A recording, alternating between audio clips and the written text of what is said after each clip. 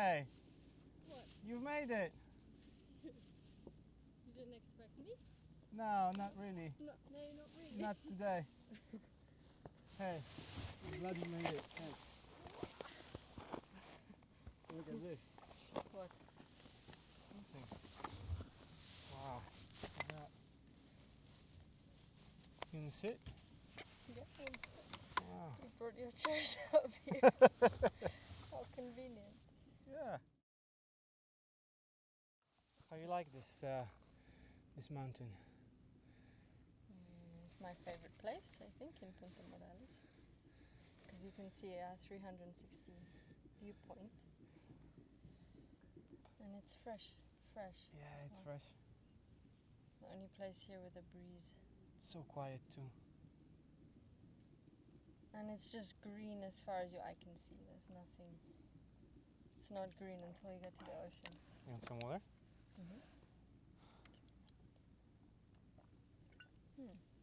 In the mountains behind, with all Yeah. the clouds. Wow. And it's not raining today either. No, up there it is, I think, in the mountain. But here? Not here, Yeah.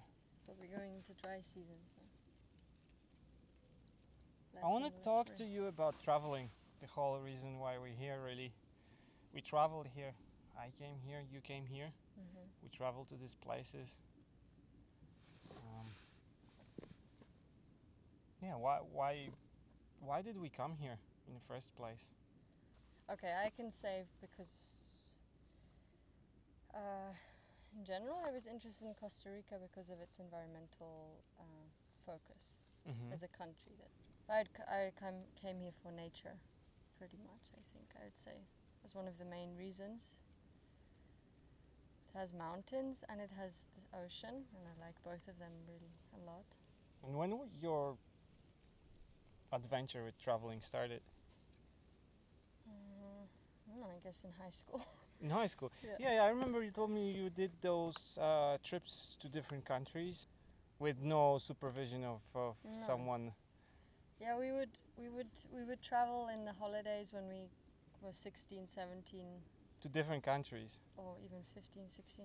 Yeah, we started then leaving during those summer weeks, and we went to Italy for a few weeks, and we would travel and try and only spend €2 a day. Yeah. And camping and jumping the gates to the tram and the undergrounds in Rome to not pay any, because there it was more easy. You were 15 in Rome. I think 15 or 16. Or 15, just before 16, I'm not sure now. What your parents, how did they react? I don't know if we went together. I wasn't going by myself. But they approved? Did you ask? Yes, they approved for sure. They supported it. And your classmates' parents? Yeah, but we all had parents who also traveled when they were kids. Okay. So it wasn't. So this that kind unusual. of traveling mentality was passed on to next generation. Yeah. I mean, my parents traveled from South Africa to Ethiopia just before I was born. That inspired me to do a similar trip. And then I had two homes essentially, and that always split me. And we were international, so we weren't all from the UK, and people were half from here and half from there, and like from India and Spain and Germany and France.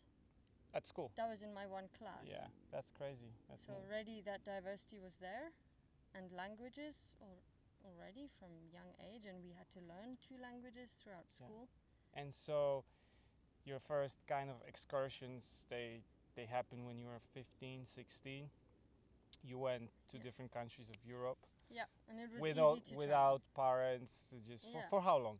What was the duration? It wasn't very long. I think in the end 2 weeks or a month, the maximum. A month? And during the summer? You try and spend €2 a day. You can make on the budget, teenage budget. We had like €300 pocket money, and let's go to France. Yeah. Okay. Well, we went to Italy. We went to Rome for 2 weeks and hopped on trains to go to the coast.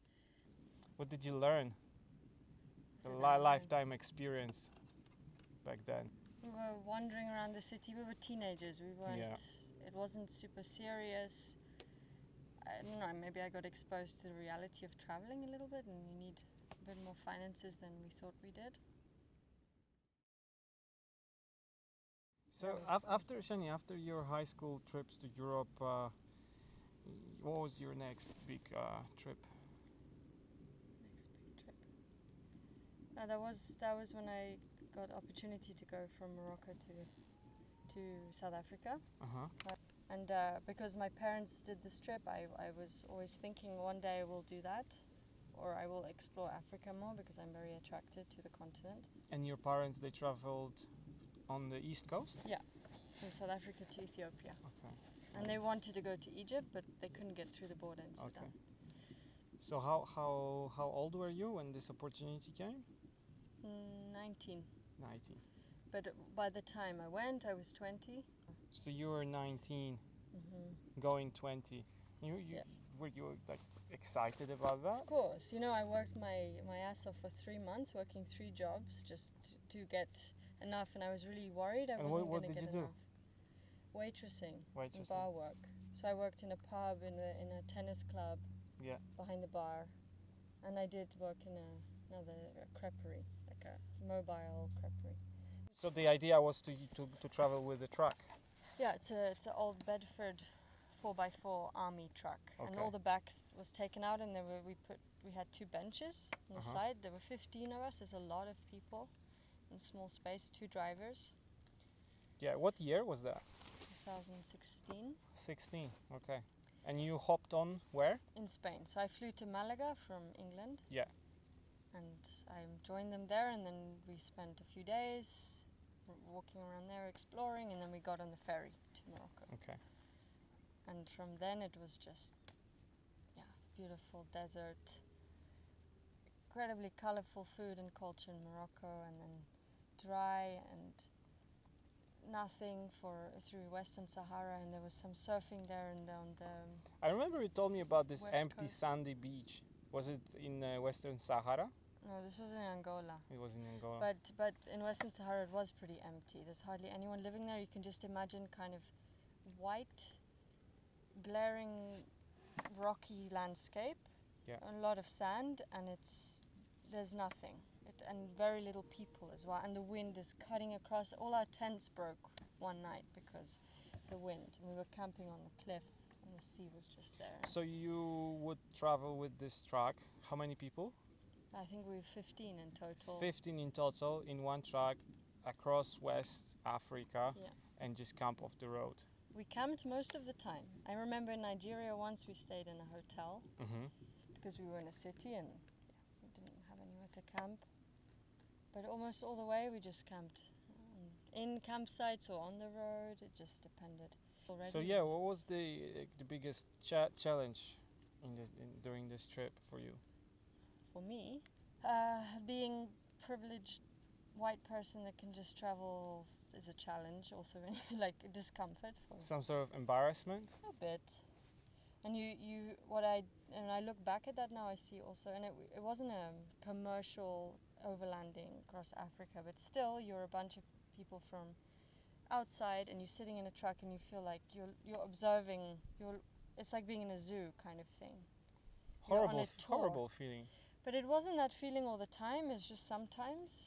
Did you connect with local people on the way, or was just? Yeah, for sure. And we stayed with people. We went out with partying with people. Just because people there are just super friendly and want to talk to you, and you're from a place that they've never even been close to often. Yeah. No, we had so much fun, and we did connect with people. That was probably just my discomfort, and I don't know if anyone else had that. And I have it now in retrospect, when I look back, is there. So how long the journey was in total? It was 6 months. 6 months. It was around 6 months, Wow. give or take some time. When you arrived to South Africa, did you feel older, wiser? I think so. What did you learn? What was your conclusion? I think this is what traveling does in general, is expose you to different ideas through different cultures and different people in other places, that life is not the way you see it always. And there are many different ways to do things. And the landscapes, they still with you? Yeah. Even though it's been, 5 years? No, the landscapes was the highlight, biggest highlight. I mean, I have this really strong memory, and Angola was one of my favorite countries, largely because of the landscape. And I had this, for me, the tropical humidity is not my favorite. I prefer the dry, the desert, semi-desert tropical climate. And we got there, and it was out of the zone of all these things you can get, sicknesses, everything. And I remember we were driving, and it was really dry, and the landscape's so vast, and so it's almost like another planet. And I saw this beach, I saw the coast on our right-hand side, and I remember we were just driving, and we had no intention of stopping. And I said, we have to stop. I was like banging on the window, and I just got out of the truck, and I ran to this beach. I don't know why I was so attracted. And it was a bit like that beach we were on in Mexico, and it had this really steep entry to the water, and the sand was kind of white golden color, and the ocean was just so intense, like sparkling, light blue, and it was clean. There was absolutely no people. There wasn't even a footprint. That was your highlight. And you jump in. You jump in this water, and you're kind of hot and sweaty after months in this truck, and every time and this water was, I felt so good. There's not words to describe this. And this is a memory that I have. Look, the sun is raying above the clouds. Yeah. Wow. And there was a rainbow there before, but it's now gone. Oh. I don't know what, but I'm very attracted to Africa in general. I would go back there now, and I want to explore more. There's an energy there that is not something I've seen anywhere else. Okay. Very unique. And I say there, and like it's a massive continent with many different cultures, but... What about your comfort zone? Did you feel that you are outside of your comfort zone, back in the truck on the dirt roads? Out of my comfort zone was to do with being with a large group of people in a small space, driving every day, living a life on the road with. Okay. And you know, the group dynamics and cooking, and when people are feeling sick, and there's can be issues between people, and that I find it. I need some time alone, and we didn't get that. Okay. It was hard to get that there for sure. But was it worth it to get out of the comfort zone? Yeah, I think so. No, I think that's always good, because it makes you more resilient in the future. Were you concerned about your comfort zone before you took on this journey? No, I didn't think about that. I don't think about any of the negatives before going on this trip. Usually, if you're positive enough, it's not just about positivity, but you'll be fine. Like, you're not gonna die. Something will work out. Something will work out, yeah. The next journey after that, you crossed Atlantic on a sailboat. So how did that all started, the sailing trip? Well, I wanted to come back to Costa Rica, so I thought I'm gonna try and sail. I'm at the right time of year to start. And why did you want to sail? Because I didn't want to get on airplanes, because airplanes have a huge impact, and I also don't like flying. And I was very briefly on sailboats with you before, and I really enjoyed it, and it's something that I wanted to experience more of. And again, I just went with this intention. I put my profile on Crewbay, and I started asking people, and then someone got in contact, and they offered a Dutch guy that wanted crew members, but he's a solo sailor, so he's crossed the Atlantic many times. He does it by himself. 9-meter sailing boat. Had enough space for 5 people. In the end, we were 5 altogether, and another guy from Israel, a guy from Denmark. And again, you just didn't much mind lack of finances, and yet you did it. I guess I trusted that it would be fine. And I mean, if we don't take these opportunities because of money, that's pretty sad. It's sad that money... That money controls our lives to that and our that decision. Extent. Yeah. Oh, the sun is setting. Yeah. Wow. It's a perfect light. The journey takes 6 days from Canary Islands. I don't remember the island we went from now. And we sailed from there to Cabo Verde, which takes about 6 days. And from then we stayed a few days on the islands, and we went to 2 or 3 of them. Mm-hmm. And then we sailed downwind all the way to Suriname. Straight downwind, Yeah. running. Every morning. Because that's December, right? And Yeah. you are still Still on quite in northern hemisphere, right? Yeah, in northern hemisphere for sure. That from the Canary Islands to West Africa there is still cold. The sea is cold and the mornings are very cold. Okay. And 3-hour watch every morning, and I could hardly stay awake. I remember you told me that when you're at sea doing the passage, not many sailors say that actually. When you're doing the passage for a week or 2, and then you approach the land and you don't see the land yet, you can smell it.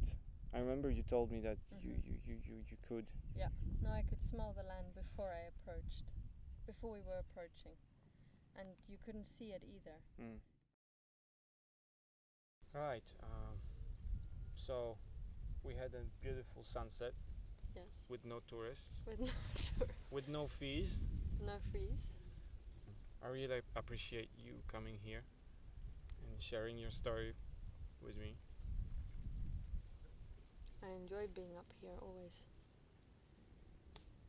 Like I said, it's one of my favorite spots here. It's very peaceful. It's very peaceful, yes.